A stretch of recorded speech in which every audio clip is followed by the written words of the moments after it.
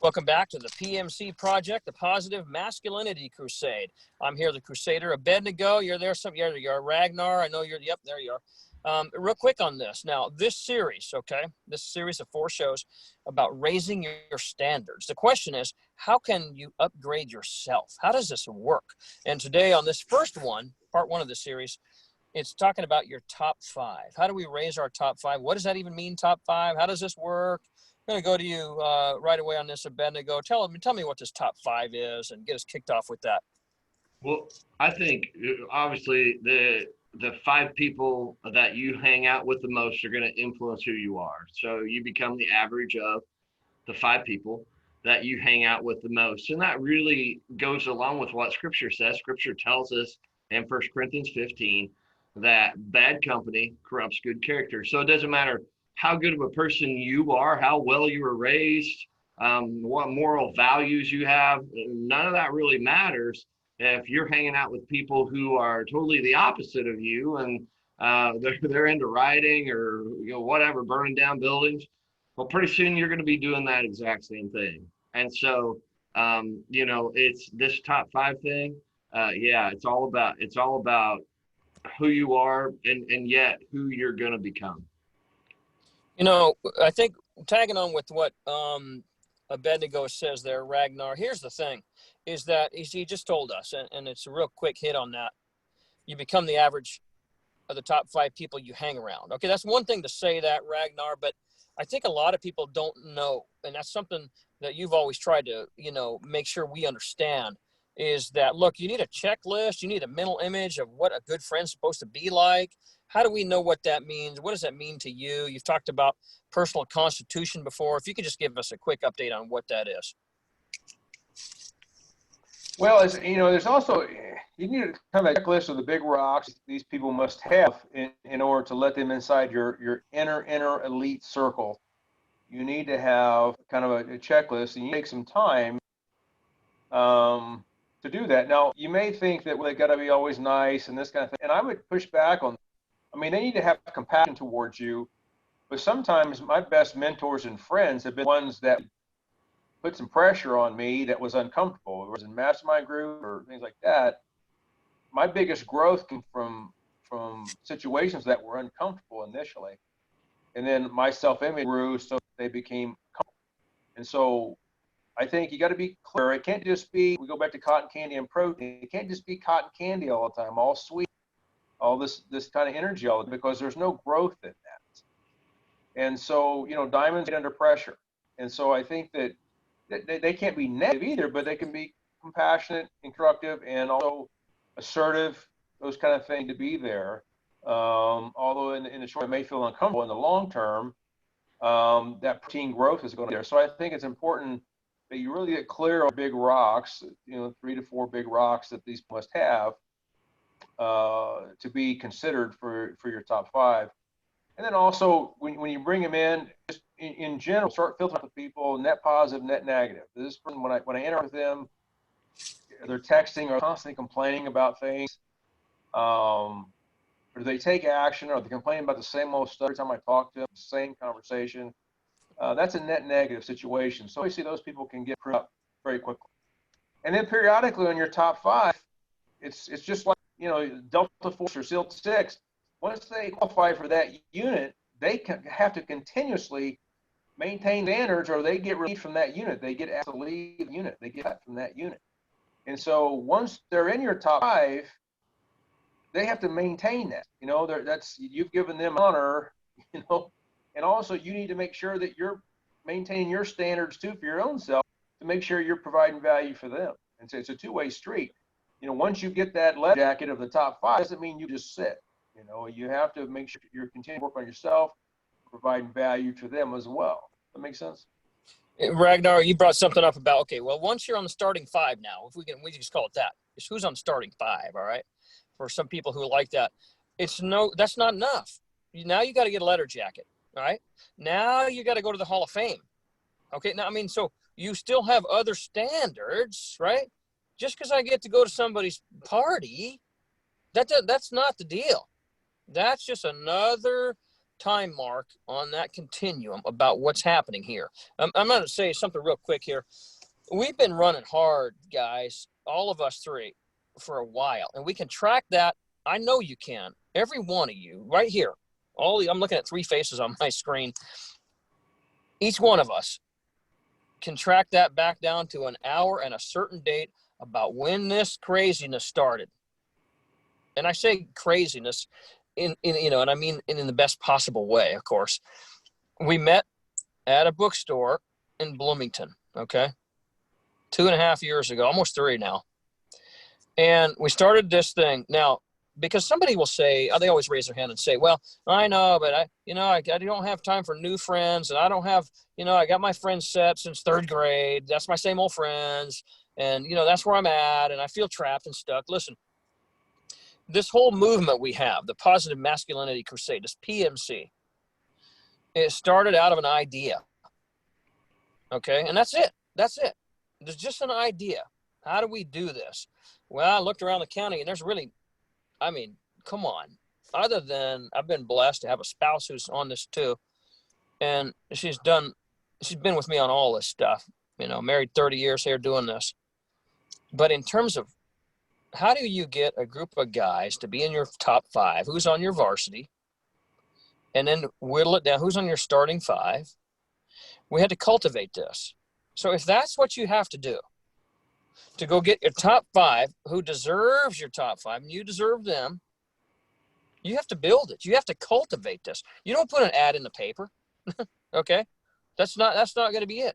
And you've got to teach them all these big blocks. We keep talking about these big rocks in the jar. Everybody knows that picture, and you've seen it if you need to go to YouTube and look that up.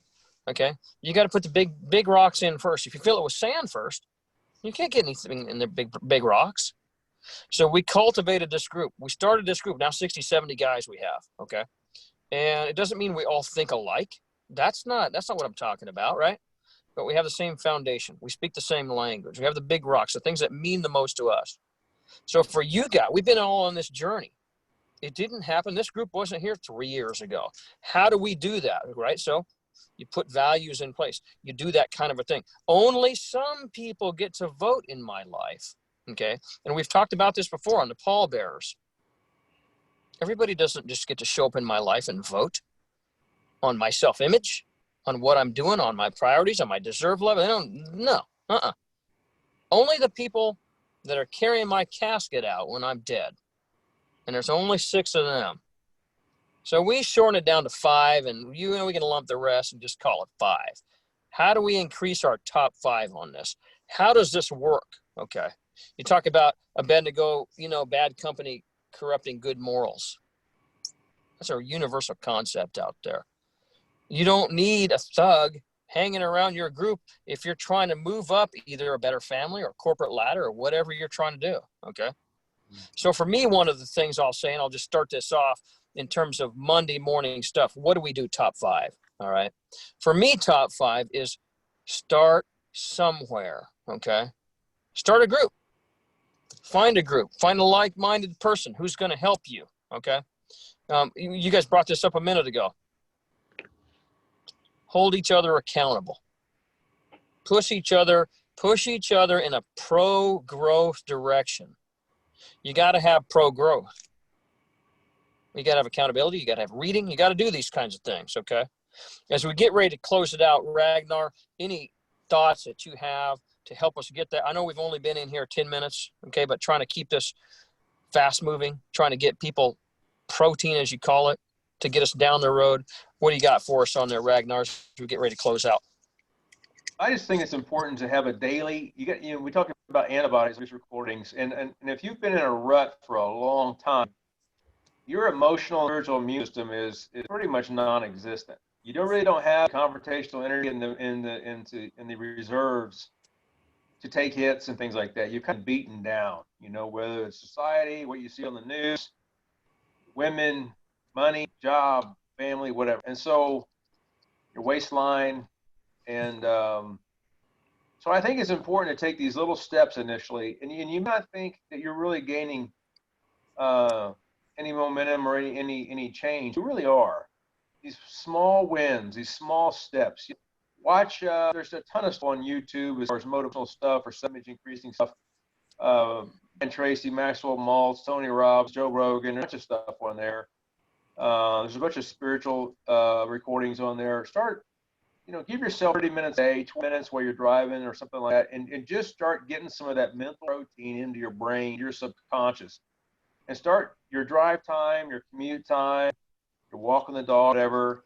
Start getting a good at least 30 minutes a day of that kind of protein in your head. And then once you do that a month or so, you're going to start oscillating at a different frequency. And when you start oscillating at a different frequency, it's just like two pianos in the same. You have that resonance where you hit a C on one piano and the C starts vibrating on the next piano. And you're going to start having that quote unquote law of attraction where you start all of a sudden drawing some people and situations towards you, and you're going to start getting momentum as far as growing that self-image in your top 5. Ragnar, let me say this, and I'm going to finish up with you, Abednego, before I wrap it up. There was a guy who was in our group. Now, some of them, listen, we've always said this. You're on the bus, you're on the train, whatever metaphor you like. You don't have to grow with us till the nth degree. You can get off at whatever stop you want to get off. If you've had enough growth, you got yourself up to 65% operating level, whatever. If you're done, you're burnout on growth, whatever. There's been some guys, okay? I know one in particular. Now, Ragnar, I'm saying this because you told us all this stuff on the internet. It's all free. Go hit some motivational person and listen. It's free all day long, 24 hours a day. This is going all over the world. So one of our guys, he wouldn't read. He wouldn't listen to anything. He wouldn't. Finally, I just, dude, you're not in our group anymore. Okay. You're not part of the mastermind. You're just a NetNegative situation. So part of your top 5 is you got to prune. Okay. You got to cull this deal. Some people need to go to market. They're not part of the group. You're a NetNegative on the assets here. And so if you got to move people out, now it doesn't always have to be a conversation. Okay, in this particular situation it was because we have a meeting time. Okay, you're no longer in the group. You don't want to be part of the growth. Okay, Abednego, those things have to happen with your kids, with your spouse. If they're not on board, wait, to have and to hold till death do us part, all that. But somebody's not pulling their weight around here. Comes up with Ragnar, confrontational energy. Getting wins means standing up and putting down a boundary. Abednego, anything quick hits before we get going here, before I wrap it up? Yeah, something that Ragnar said really triggered a thought, or I guess a memory, because where I'm at with this is that you got to choose wisely who is in that top 5, who is going to influence you. That means you got to know who you are, and you got to know where you want to be and where you want to go. And then you got to surround yourself with people who are already there or people who are heading in that direction. I remember one time, Ragnar, what triggered me is Ragnar had said, sometimes you got to be around people who will push you a little bit. Not that they're always like super, hey, but they're going to push you a little bit. And so I remember one time we were having a conversation, I'm sure it was at that bookstore. And he goes, and I was telling him some things I wanted to accomplish here at the church. And he goes, so what kind of time frame do you got? And I told him the time frame. He goes, now cut it in half. And I'm like, what? There's no way, but he was pushing. He's done that with some other things with me before. He will ask me a question, I'll tell him something, and then he'll just like cut right in there. And maybe some people might look at that and say, oh, that's negative. That's not negative. That's pushing me to be a better person. And you've got to have people in your 5 who will speak truth into your life, not just grace. I mean, too many Christians want to live in this fluffy world where God's this grandpa up in heaven who could care less how you act. He loves you anyway, and he's going to accept you. And they forget that the God who we see in the New Testament as the God of grace, love, and mercy is also the God of the Old Testament who's wrath and justice. And you got to have that mix. And when Jesus came, John tells us that he came in truth and grace. He was full of truth and full of grace. And that's who you need to have in your top 5. And so I'm glad to have these guys in my top 5 who will speak truth to my life, who will speak grace to my life, and help me become that person that I'm wanting to be. And that's what you got to find. Let me say this, because I remember exactly when we were there, and Abednego, we all had some homework. We usually do somewhere, so in our mastermind group, you got to be working on something. You got to be pro growth. You got whatever. When we get together next month, what are you going to work on? Tell us, you're going to report back what you do. So here comes Abednego, and hey, here's my homework. And he's got it all ready. And I remember this, Ragnar. It was funny. I wish we had a video on this, because he had all the timelines worked out and everything was, and you could tell he burned up a lot of stomach lining and heart muscle putting this plan together. Okay. And when it was all done, it was almost like I knew what button Ragnar was going to push next. And I wish we had it on video. And it was just like it was. It was like the third grader brought up his homework for the teacher, and then the teacher said, okay, that's great. Now you cut that in half. Okay. And then we'll be able to talk about it again. And it was in a loving way, but it was just almost, it was what you're talking about, accountability. Okay. For a minute, it was very deflating. For just a minute. I was like, oh my But I saw what Indigo to see. Say it again. I saw because of self-image just leveled up. I saw, because I'm caught in that emotional storm inside his subconscious. I saw what he didn't see. I saw what his past was. I saw what his ability was. Saw the value he bring. I saw the gold of reserve he had there that world needed to see soon to keep guys off ropes. And so I saw potential there, and a talent and a vein of gold there that he didn't know he had. And that's what the 5's for, is to point out that vein of gold and to give a little kick in the butt to make sure that everybody else gets a chance at that gold that I see.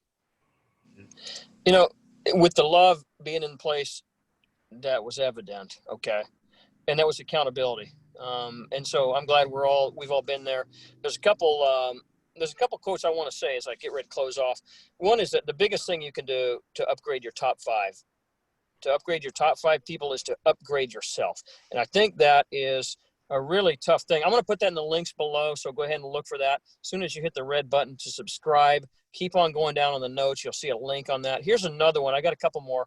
It says you're under no obligation. You are under no obligation to be the same person you were a year ago, a month ago, or 15 minutes ago. You have the right to grow. No apologies. You don't need to explain this. If you have to go explain all this, that means you're in the wrong top 5. Okay. So, and you have no obligation to be the same person. And God made you to grow. Okay. This last one I'm going to finish off with here. It's one that really means a lot to me. One of my all-time favorite authors, James Joyce. This is in his book, A Portrait of the Artist as a Young Man. I don't think I've shared this with you guys either. I want to close out this. And this is really about all this stuff we'll be talking about today. Top 5, about boundaries, deserve level, all this deal. Okay. And this means a lot to a lot of people. But let me read this. I'm going to read it twice, so and I'll put it in the notes below too. He says, I will tell you what I will do and what I will not do. I will not serve that in which I no longer believe, whether it calls itself my home, my fatherland, or my church. And I will try to express myself in some mode of life or arts as freely as I can and as wholly as I can, using for my defense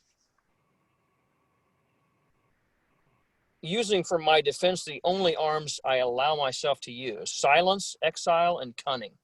Okay.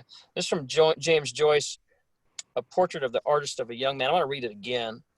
I will tell you what I will do and what I will not do. I will not serve that in which I no longer believe, whether it calls itself my home, my fatherland, or my church. And I will try to express myself in some mode of life or art as freely as I can and as wholly as I can, using for my defense the only arms I allow myself to use: silence, exile, and cunning. Now, there's a lot there. Okay.